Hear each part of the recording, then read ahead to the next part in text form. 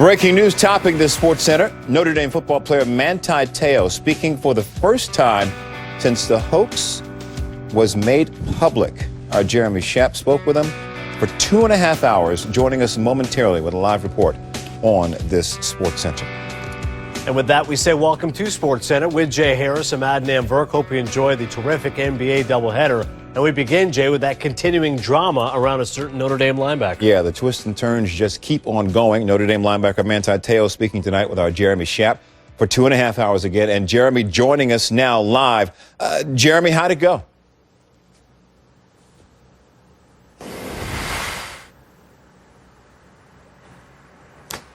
Well, Jay, as you said, it was 2.5 hours, the discussion. Manti in that time answered every question that I posed. He was comprehensive. He went back to the beginning of this story. He explained himself, explained as fully as I think he could what happened, what he says happened to him. As I said, every question was answered. He admitted to a couple of mistakes along the way, including lying to his father on one occasion. That led to some inconsistencies that have been pointed out in the media over the last 48 hours. But let me start with this. At several points, he was asked directly whether he was in any way any part of this. He said no. I will quote him exactly. There was one line in the Deadspin story. One of the sources said, "I'm 80% certain that Manti was in on this." For the record, once again, were you in any way a part of this? Manti said to me, "No, never." I said, "Never." He said, "Never, not ever."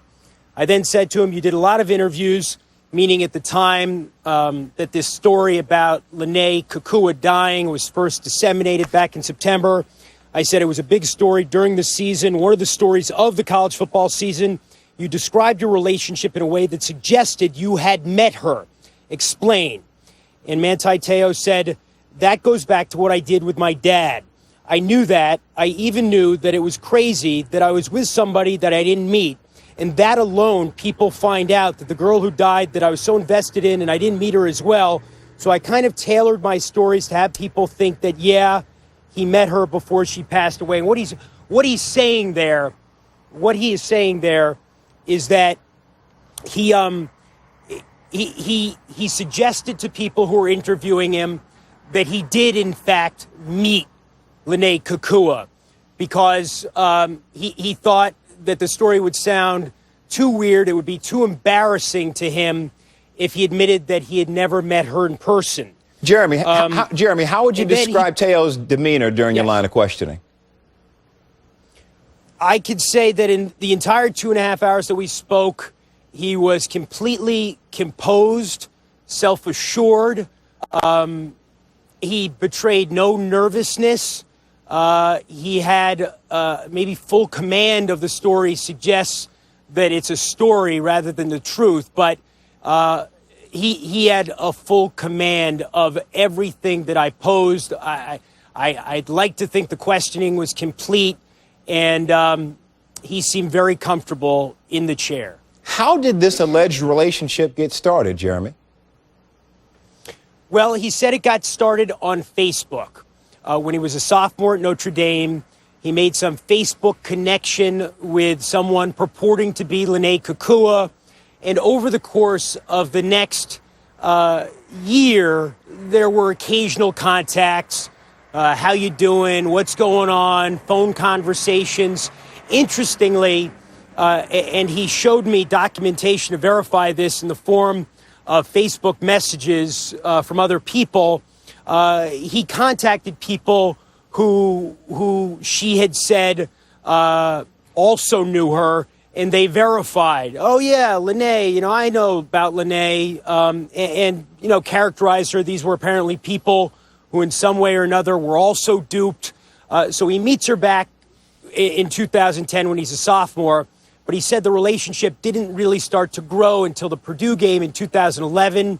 And then subsequently, it became a much more intense relationship back in April, on April 28th specifically, when he found out that she had supposedly been injured in this horrific truck crash in Los Angeles. that put her into a coma. Someone saying that they were a cousin of hers and also a sibling of hers informed him of the crash. And then really from April 28th right up until September 12th, when he thought that she had died, they were inseparable via phone. When did Teo say he first realized the woman he considered to be his girlfriend never actually existed? And, you know, that's really, I think, one of the most interesting things here, Jay. A lot has been made in the last couple of days about the fact that Jack Swarbrick in his press conference at Notre Dame 2 nights ago, the Notre Dame AD, said that Manti Teo found out about this on December 6th, and people interpreted that to mean Swarbrick said there was a hoax. If you actually pay attention, he said that's when he got the phone call from somebody saying that Lene wasn't dead, I'm Lene, etc.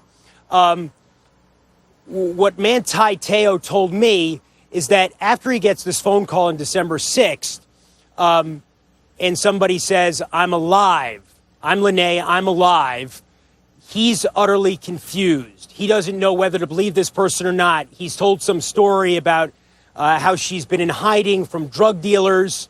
And I know it sounds fantastical, but you have to believe me that he was very convincing the way that he laid this out, that he was not fully convinced that Lene Kekua did not exist until 2 days ago, when he heard from Renaya Tuiasosopo, who has been reportedly, who is reported to be the person behind this hoax.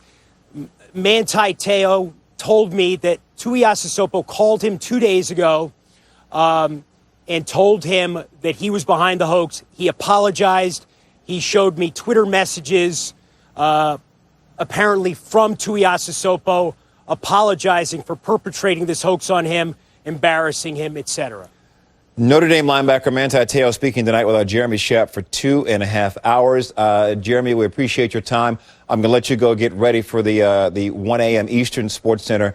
You have more on this story there. We appreciate you here. Thanks again.